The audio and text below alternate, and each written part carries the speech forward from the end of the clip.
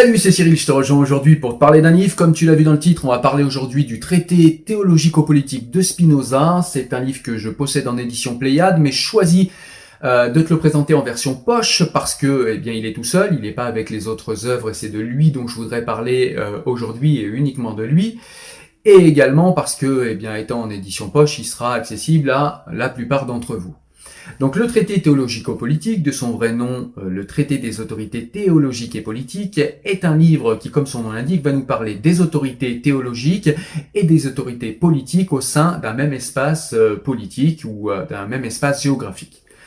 Alors au début du livre, Spinoza va nous parler de points comme la différence qu'il fait lui entre la superstition, entre la théologie et entre la spiritualité réelle. Il va nous parler également rapidement de la préhension qu'il a de Dieu, puisque il va nous parler dans un autre traité qui est le traité de Dieu, réellement de comment il voit Dieu, mais là il nous le définit quand même pour qu'on puisse quand même, si on ne lit que ce livre-là, savoir quelle préhension Spinoza a de Dieu.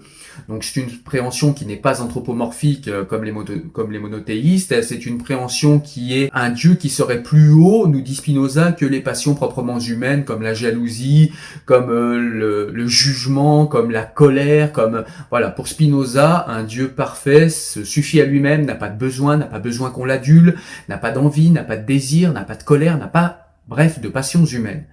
Donc il nous définit tout cela, il nous explique également ce qu'il pense des autorités théologiques et des professionnels de la religion, qui sont plutôt des gens qui nous disent croire au dessein de Dieu, mais qui pourtant se fâchent et se mettent en colère quand on ne suit pas leurs recommandations.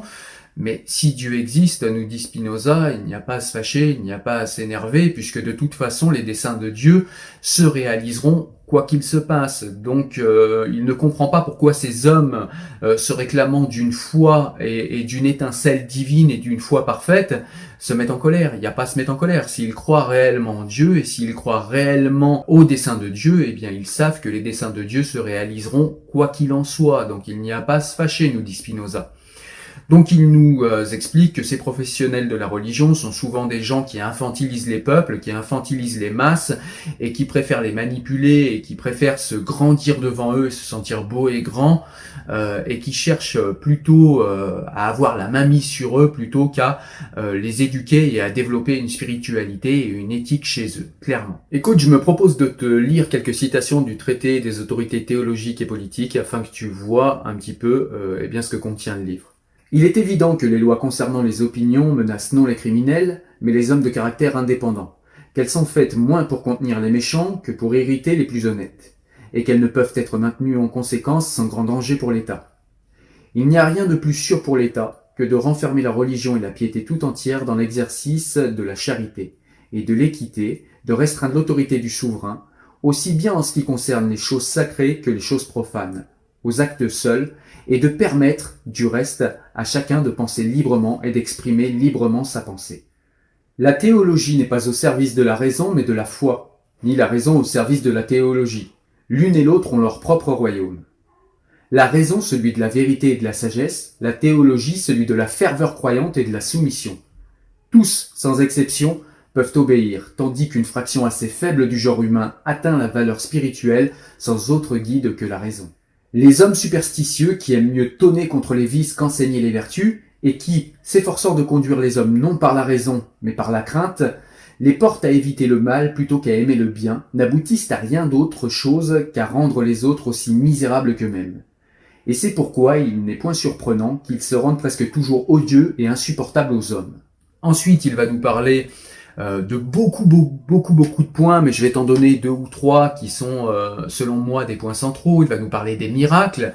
Pour Spinoza, Dieu est partout dans la nature, et donc les lois naturelles sont le reflet des lois émises par Dieu, puisqu'il a fait la création. Donc ça veut dire que les lois naturelles sont les lois de Dieu, et donc les lois naturelles étant les lois de Dieu, tout miracle serait un fait qui irait à l'encontre des lois de Dieu. Et pour Spinoza, un miracle, c'est tout simplement des lois qui viennent rentrer en collision avec les lois émises par Dieu. Pour lui, au niveau rationnel, ça n'a aucun sens. Et c'est pour ça selon Spinoza, les miracles n'existent pas. Et on le voit bien plus nos connaissances avancent et moins les miracles existent, puisque souvent ces miracles sont, et d'ailleurs la volonté de Dieu, nous dit Spinoza, est souvent cet asile de l'ignorance. À ceux qui ne sont pas philosophes, je ne recommande point mon traité, car je n'ai aucune raison d'escompter qu'il puisse leur plaire. Je sais, en effet, combien sont enracinés les préjugés, auxquels tant d'hommes s'adonnent sous couleur de religion. Et je sais qu'il n'est pas plus possible de délivrer la foule de la superstition que de la crainte. L'entêtement lui tient lieu de constance et, loin de se laisser gouverner par la raison, elle s'adonne à des élans impulsifs pour décerner ou louange ou blâme. Du chapitre précédent, il suit, comme nous l'avons indiqué, que les prophètes ont été doués non d'une pensée plus parfaite, mais d'un pouvoir d'imaginer plus vif. Et les récits de l'écriture le prouvent amplement. Il est établi que Salomon, par exemple, bien qu'il l'emportât sur les autres hommes par la sagesse, n'eut pas le don prophétique.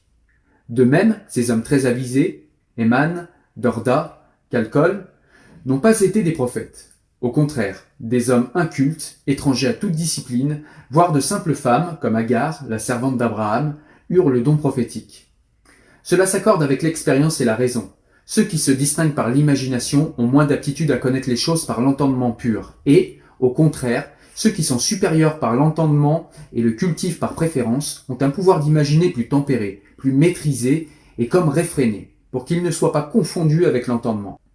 Chercher la sagesse et la connaissance des choses naturelles et spirituelles dans les livres des prophètes, c'est donc s'écarter entièrement de la voie droite. Suivant que le demande l'époque, la philosophie est mon sujet, j'ai décidé de montrer cela amplement sans me soucier des cris que poussera la superstition. Elle déteste par-dessus tout ceux qui s'attachent à la vraie science et à la vraie vie.